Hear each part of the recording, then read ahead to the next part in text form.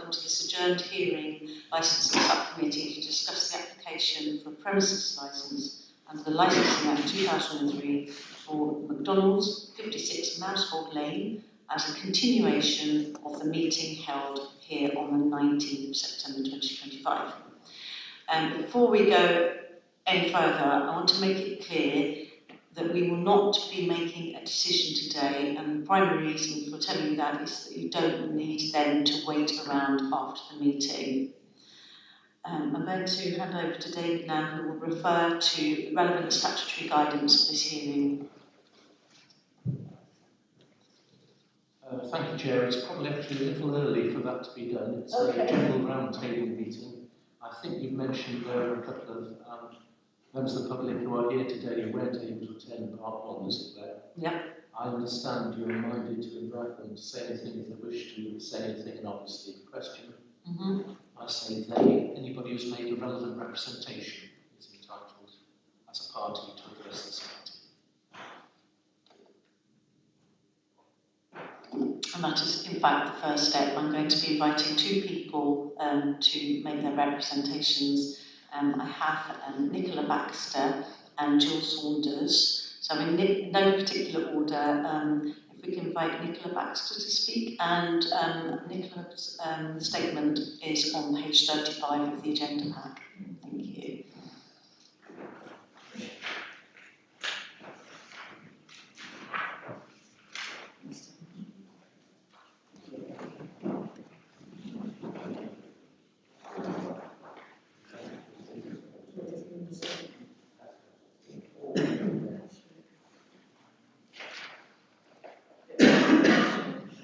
Sorry to put you on the spot. You don't actually need to say anything unless you wish to do so.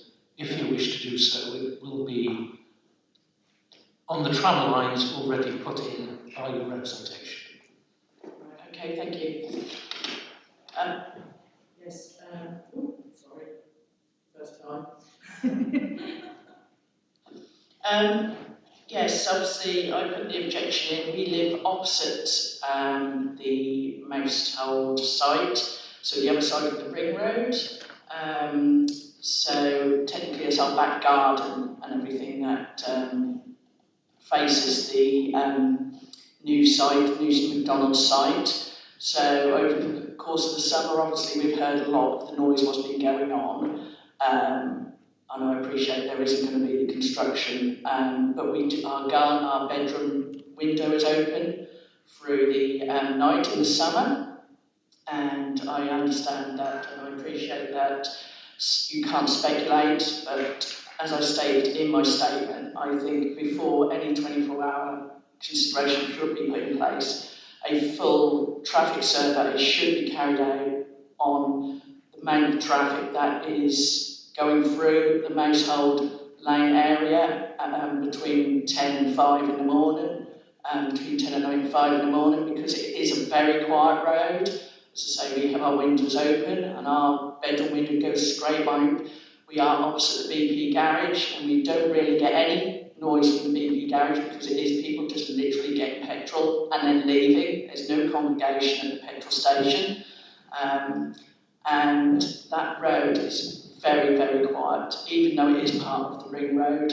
And our concern is obviously the additional traffic that could come, be it from delivery drivers, the Deliveroo, the Just Eat, which are most likely to be more of the traffic, I would say, after the 10, 11 o'clock, with people just not bothered to leave the house. There is obviously a 24 hours boundary. I believe it might be a 24 hours at Broadland Business Gate, which are all close in proximity to the McDonald's what's going up.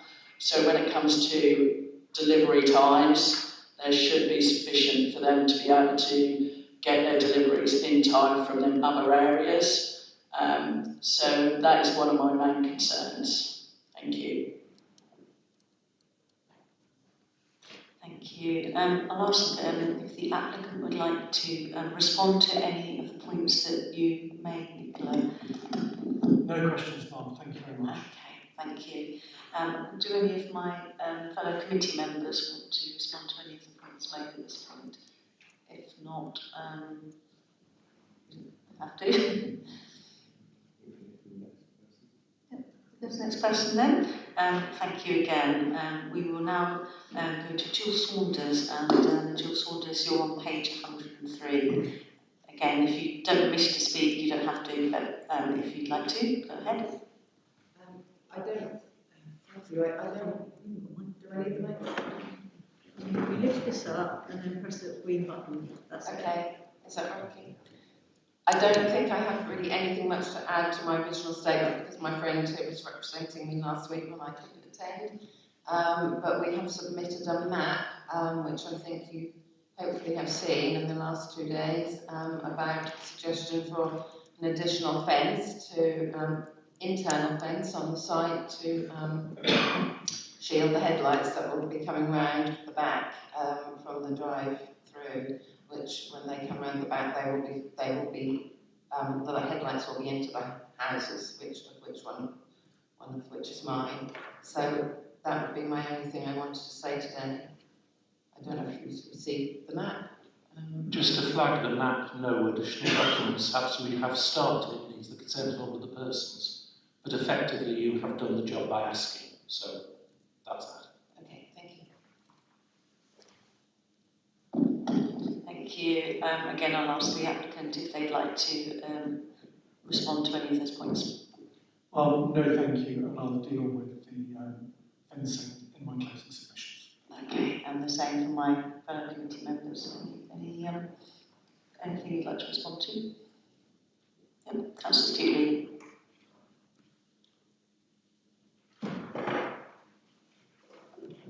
Thank you, and thank you for coming and presenting again, and to the other residents as well. So your statements, you've said that mitigation might be provided by an internal fence, and I think we will hear about that. Because I think there's some news on that following our site visit this morning. And also, just go back to Nicola Baxter, please. You said in your statement that there are no circumstances where you would seek to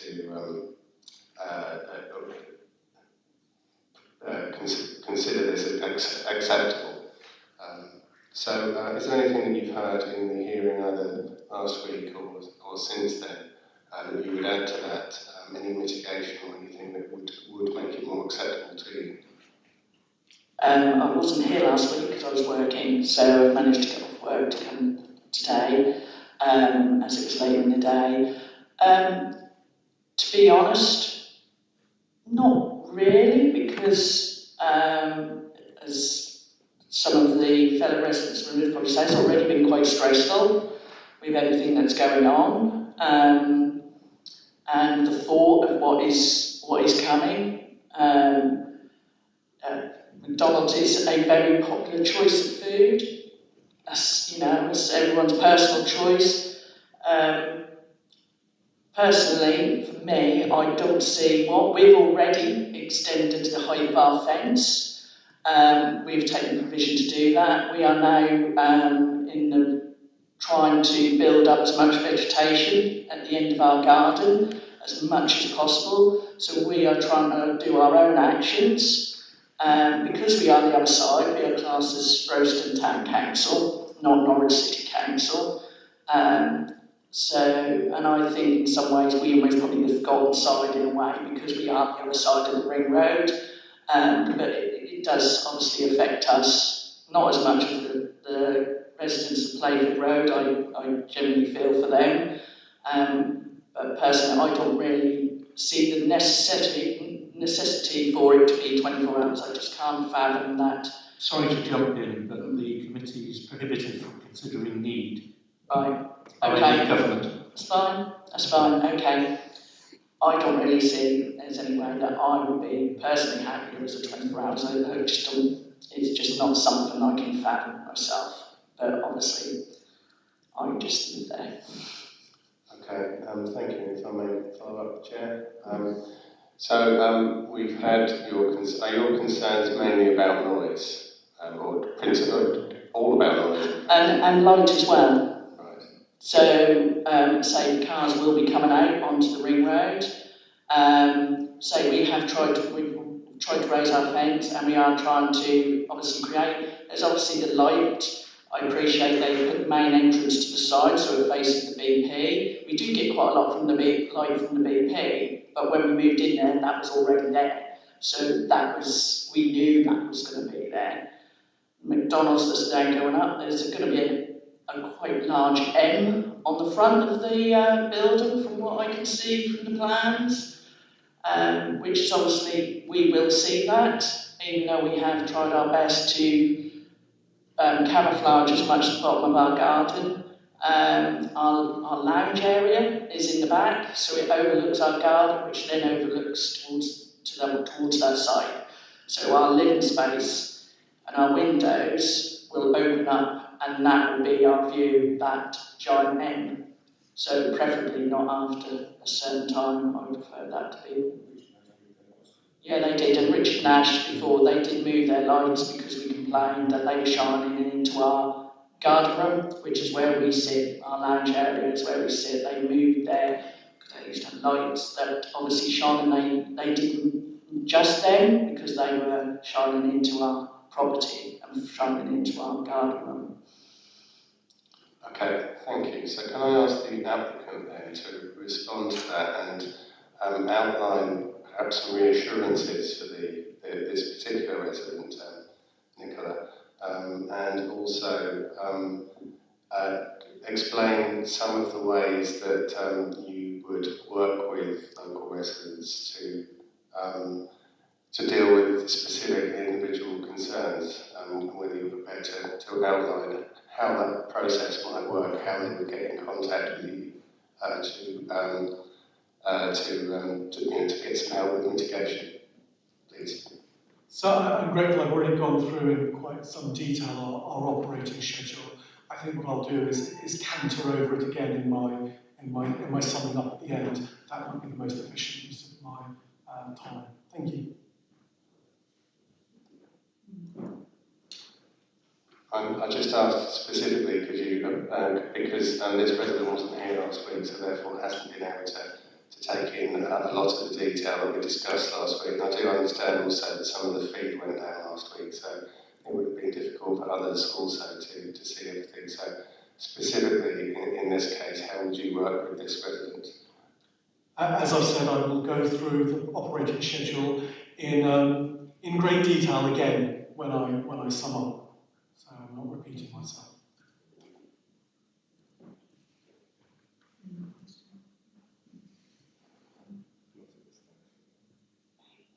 Thank you, everybody. I will at this point then in fact be asking you, the applicant, to make a brief closing statement and provide any clarification necessary, and obviously if you can speak to our most recent speaker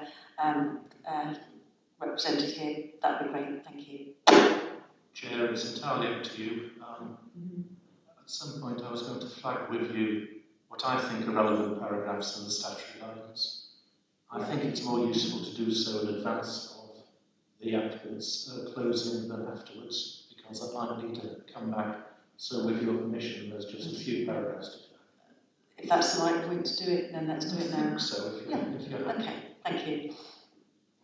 So a quick canter on some of them. A crime and disorder, paragraph 2.1. The council is expected to rely on the police as its prime source of advice and assistance on that heading. Regarding public safety, 2.8, this means the safety of the public using the premises. Regarding public nuisance, 2.21, committee is expected to focus on the effect of the licensable activities, in this case proposed licensable activities at the specific premises, on persons living in the area of the licensed premises, which may be disproportionate and unreasonable. I've summarised a little bit extra about persons working in the area as well. 2.22, definition of public nuisance. It's given a statutory meaning in many pieces of legislation. It's, however, not narrowly defined in the 2003 Act and retains its broad common law meaning. It may include, in appropriate circumstances, the reduction of the living and working amenity and environment of other persons living and working in the area of the licensed premises.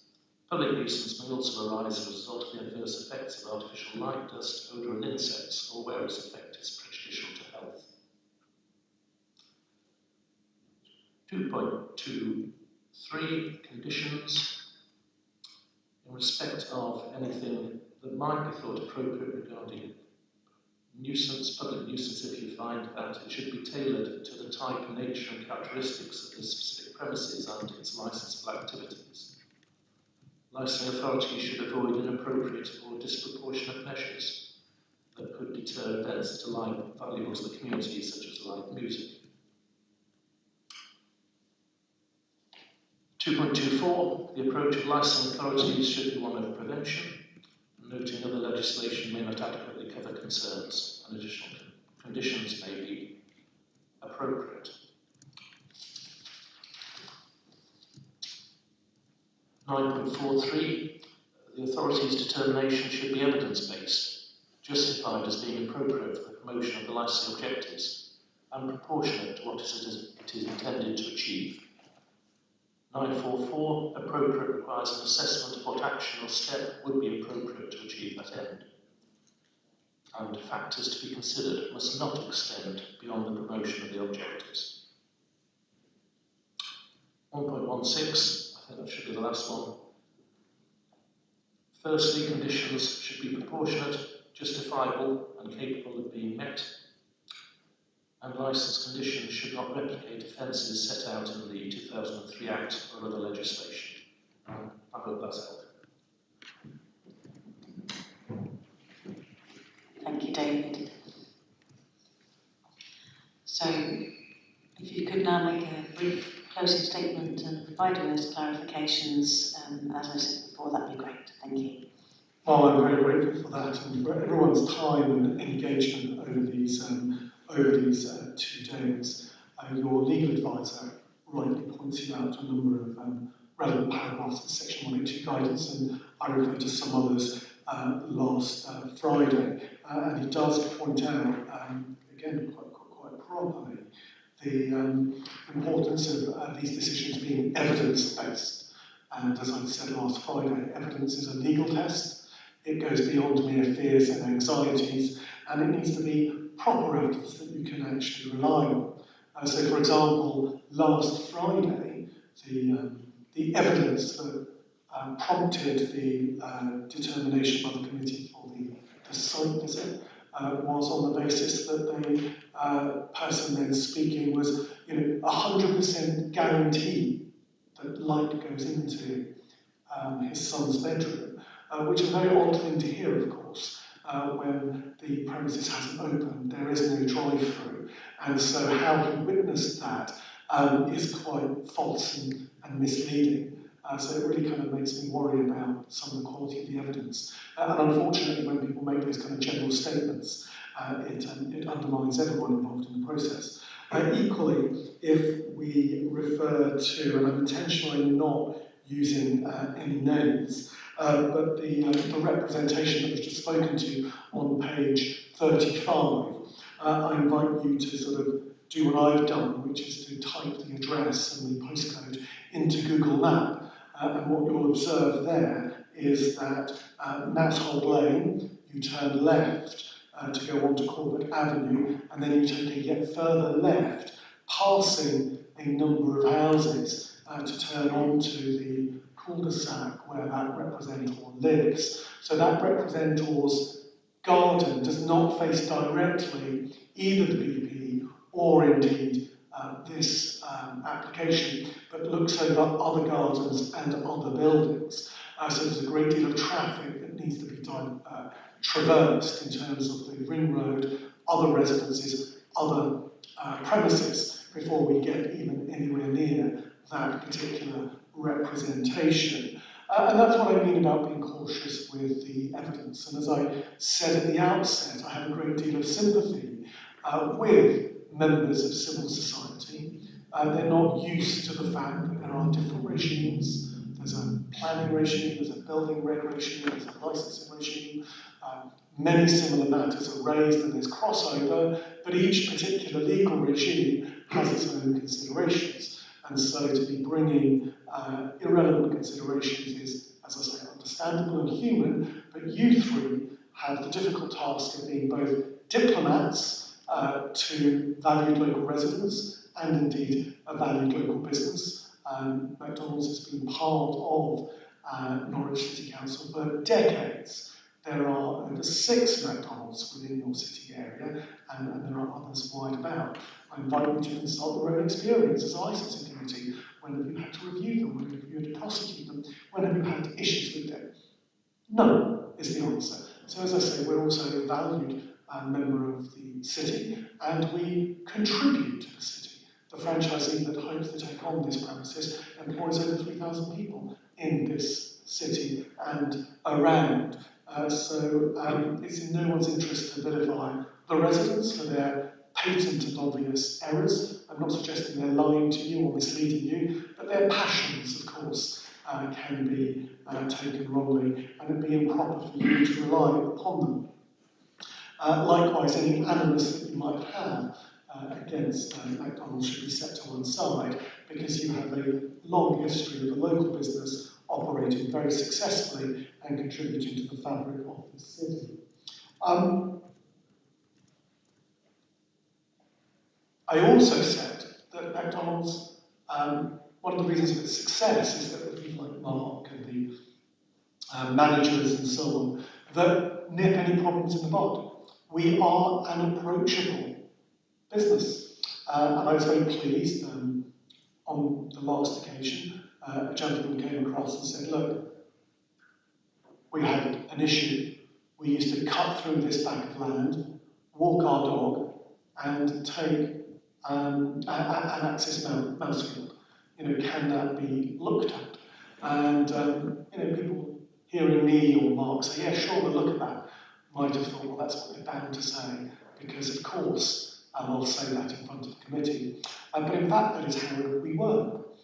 We learned today on the site visit that behind the original fencing in the garage, there was some metre of land that was owned by the garage that was not fenced by them. So the local residents just used that extra metre of space. What has happened since last Friday is that Mark has promised, got in touch with the contractors consulted the plans, they took legal advice about adverse possession, rights of way, and so on, health and safety considerations, building considerations, and we were in the space of a week able to approach the lady that lives there. We were able to confirm that the cut-through could be preserved. We were able to confirm that we will tidy up that path, make sure it's flattened and safe for her to use, and are actually also removing a tree stump to enable that to happen. That is how we operate. When Councillor Studi asks, how do you engage? Well, that's how we engage. You can always find our contact details on the app, on our website, or coming into the store. It is in our interest to work with local residents. I explained on the last occasion how we engage in litter picks. So there's the litter pick that's around the premises. There's the litter pick that's in the near vicinity, which is a map that's kept under review. And as I said, broadly speaking, litter happens from sunrise to sunset. Because of insurance matters, we don't want people on a ring road late at night. It's just not safe. And I don't think you would either. And then what we also do is we do local schemes and initiatives. So, for example, there's usually one, maybe 2 a year, where we promote Love Green Live. So what we do is we invite environmental health, local councillors, licensing teams, local residents, and we go and have a litter pick in a local wood or park. This case, of course, it would be Mousefield. It highlights the importance of litter collection, it encourages community engagement, and hopefully it deters people from littering. So that's a couple of very small example of how we deal with local residents that raise issues with us, and also a big example of how we deal with wider issues. As I made clear on the last occasion, we collect all data, not just our own. The site visit had a great deal of concerns about purported concerns around light pollution. We don't accept that. We do not accept it as a public nuisance. In fact, the site visit, in my mind, confirms that what we are actually looking at, if it is a nuisance, is that it's a private nuisance. At most, it will affect 2 to 4 premises, probably 3, subject to proper assessment. A private nuisance is expressly excluded from this regime. I mentioned on the last occasion that there are cases of such private nuisance if they relate, for example, to sightlines, visions, or light. We've installed everything from blackout lines through to building someone a stained glass window. So if there are private concerns that do materialise by those 4 properties, then we shall deal with them.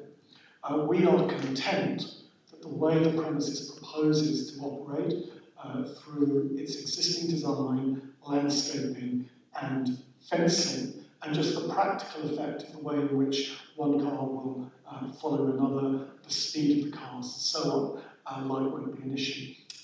Certainly not a public nuisance, because I don't see how it can be, and it's unlikely to be a private nuisance. As a result of the conversations this morning, which, as I say, were very helpful, we've agreed to review the planting. So there is thicker planting along the back hedge. There were some questions asked about heights of trees, heights of shrubs, types of shrubs, evergreen and so on. And in fact, you'll see from the plan that the heights are a minimum of 31 trees. The minimum height is between 3.5 to 4.5 metres. The girth is 12 to 20, and so it's quite significant. In terms of the native hedge boundary, that does include a number of evergreen species, and the way they've been designed is that there is some degree of foliage or colour throughout the year, and it varies throughout the year, so you have a range. Very helpfully, Democratic Services have provided a photocopy of that plan, and you can see all of those details that were part of the planning process. Additionally, we talked about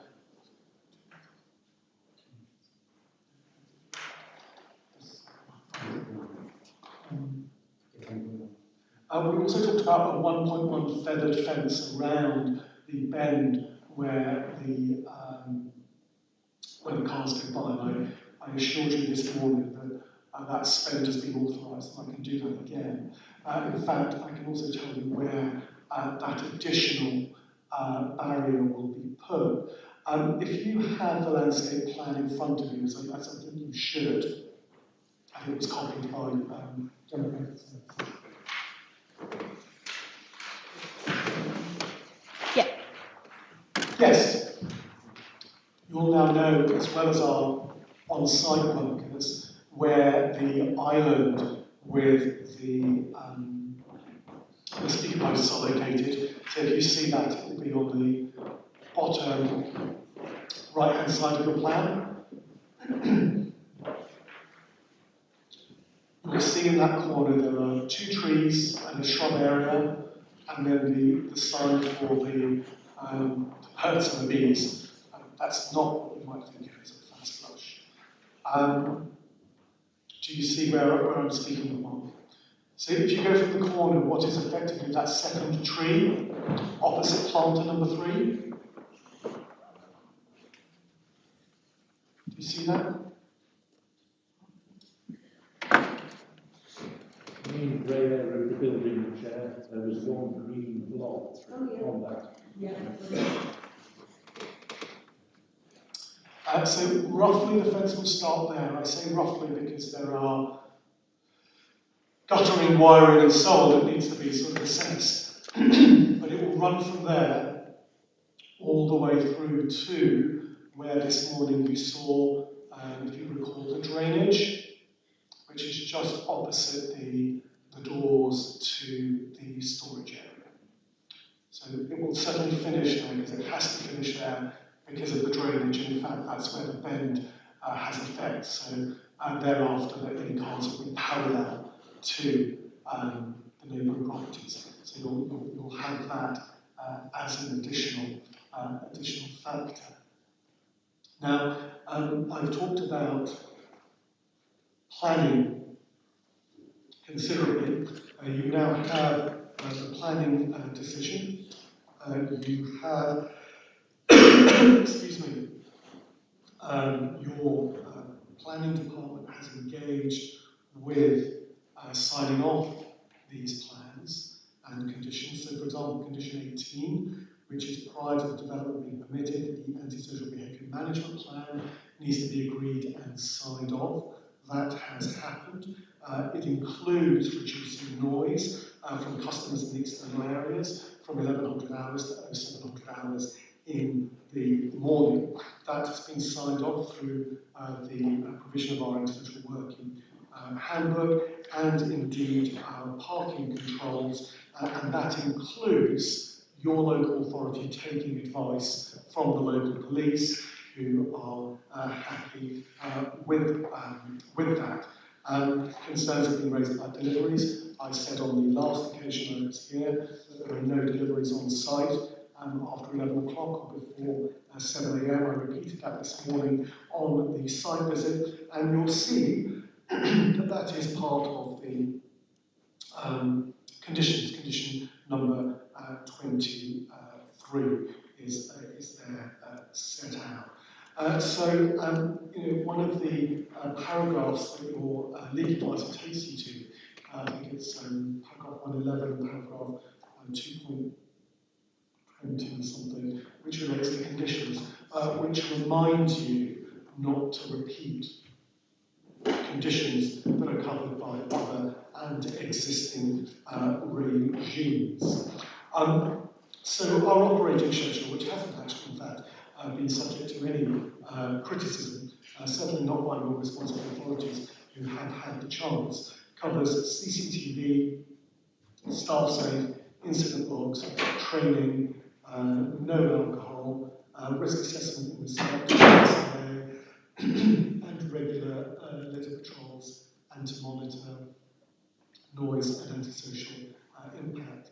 The only matter that's raised that's new is that there's a request for a condition excuse me,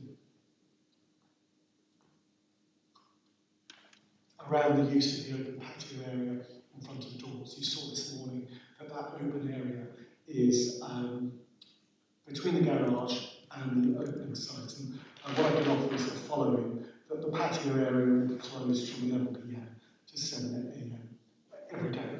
So insofar as there's any concern that during the hours of licensed activities that could or might be used for outdoor dining, it'll be closed, the lights kept low, and so on. I also 2300 to 0700 every day.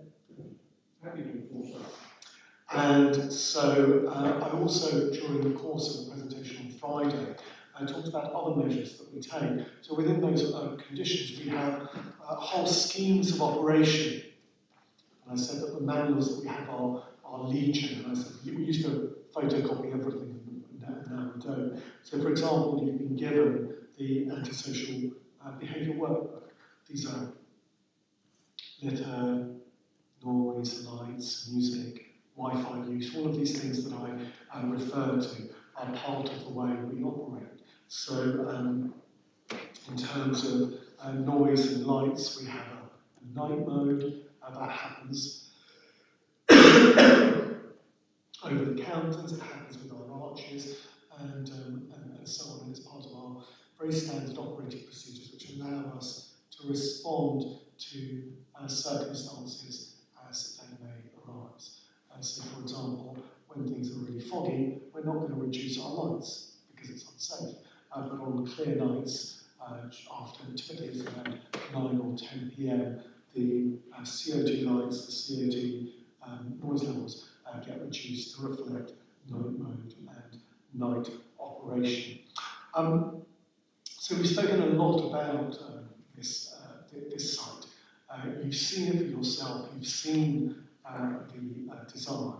The real proof of this site is how it is going to be operated. As I've said to you, in Mark's tenure as the licensing go-to for McDonald's, none of our sites have been subject to review.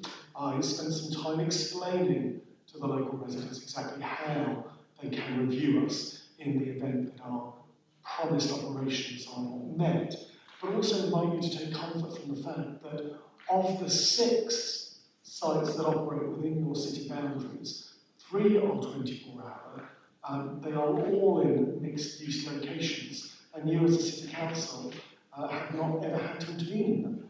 So you know that we are a responsible, reliable operator and city partner in this regard. As you probably all worked out, I could talk for ages, but I'm not going to. I'm only required to give a brief summation. Mum, I commend the application to you.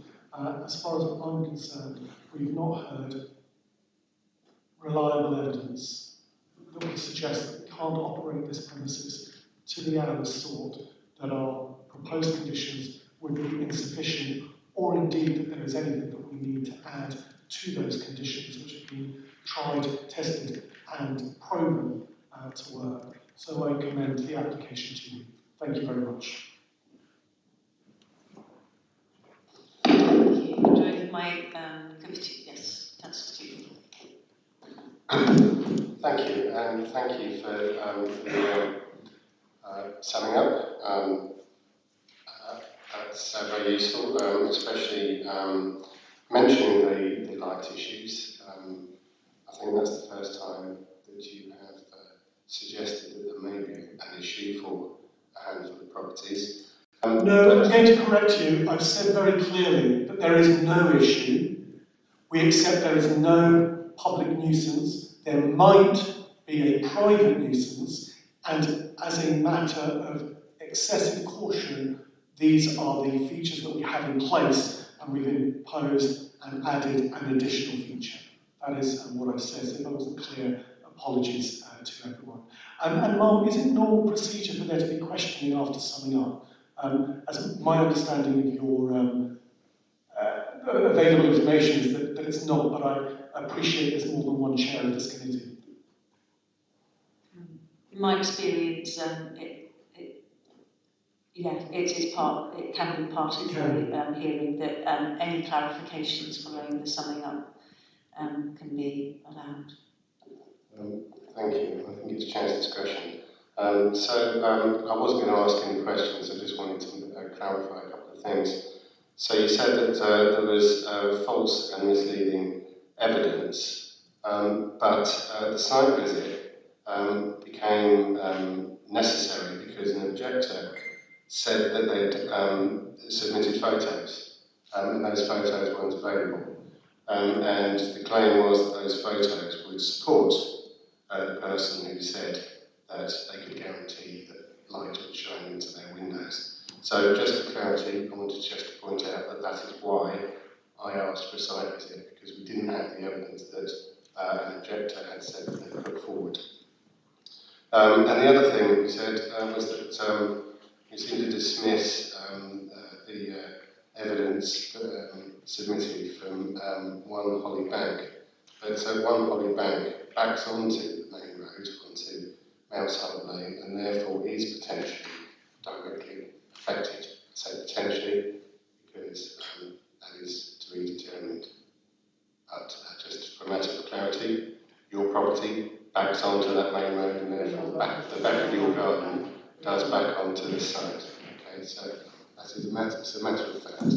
So that, I just wanted to point that out. But thank you for your detailed summary, which is appreciated, and especially the site visit this morning. Thank you.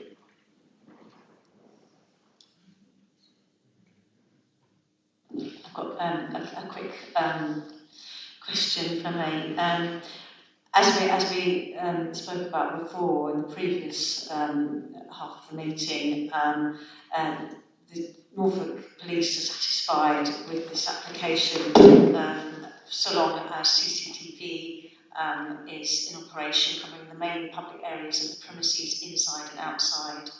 And outside, I would take that to mean the car park up to the boundary of where you're responsible. I noticed in the ASB handbook, antisocial behaviour workbook, that there is you do have a procedure for banning anybody who may display antisocial behaviour and refuse to serve any person and ask them from visiting your restaurant. Would that extend to both? Would that cover both inside the restaurant and also in the car park? In other words, if somebody was behaving in an antisocial behaviour in the car park, could they potentially then be banned? Absolutely. We don't want antisocial behaviour in our car park, in our stores, in our communities, which is why we're such good partners to the police and the regulatory authorities, because we're on the same hymn sheet, effectively.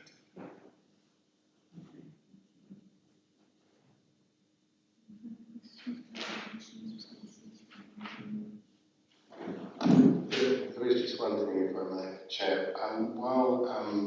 While we had this summing up, there was mention of the condition that was agreed last week about the closing of the sitting area, and I had a member of the public ask how that would be enforced. So all conditions need to be enforceable. So I wondered whether you could just respond to that very quickly, please. So, Barmes, with all our conditions, I think last Friday we talked about the fact that use of lighting, CCTV, staff training, the way in which many of the outside areas are designed is that we're able to put in a barrier as well. We can geofence things like internet. I'm not even sure if internet is available outside, because there's never really music, so we can seal that off just make it unattractive, as you do with any beer garden or outside area of any licensed premises. It just becomes clear that that's not available. And as you saw yourselves, that's right at the front by our doors, so we're always able to see it. Chair, yes, just like the applicant has said, the patio will be closed 2300 to 0700 and lights kept low.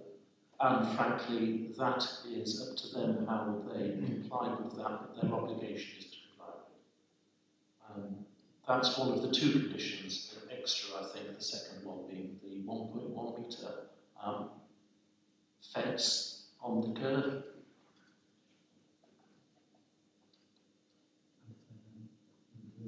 I'm offering that as a design undertaking because I haven't had full sign-off of that. So we're really happy to do that. The money's there. It just needs to go through your planning department, and it needs to go through your building regs department, and for all these construction issues.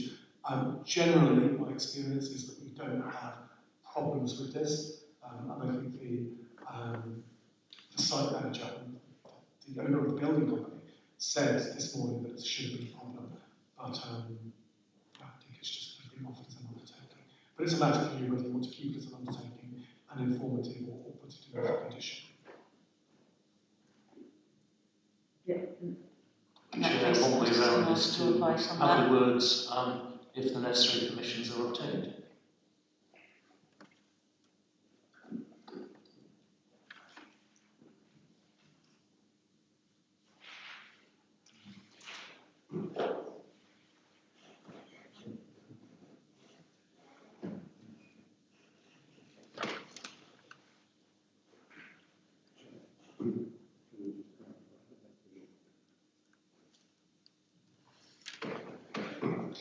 My colleague, Councillor Stupey, would like to have it clarified that that condition has been offered, the fencing, should that be go through planning.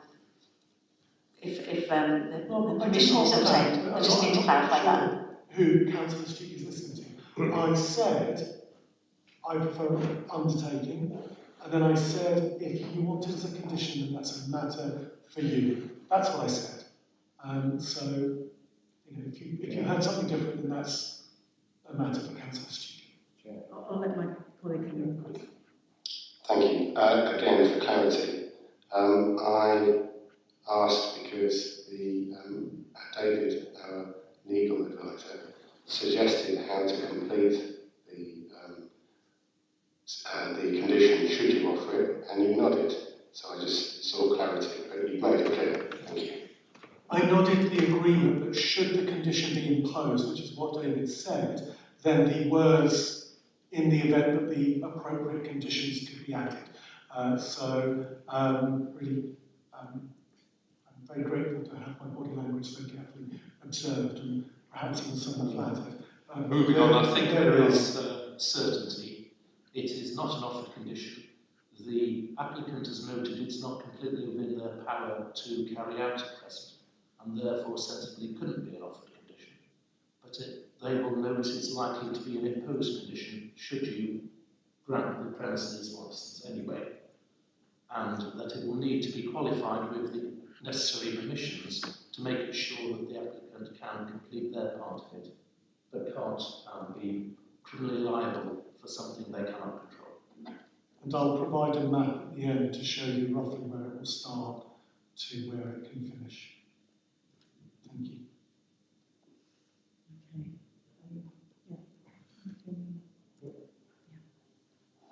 Thank you. Useful clarification there. I believe that you, having made your summing up, and committee have, at my discretion, as was pointed out, been allowed to respond. Many thanks. As I said at the beginning of the meeting, we did say that we would not be coming to a decision today. So therefore, rather than retiring, we will now be closing the meeting. And I'd like to thank everybody for their time today coming to this hearing. And obviously we'll be, you know, in touch as appropriate. Thank you all.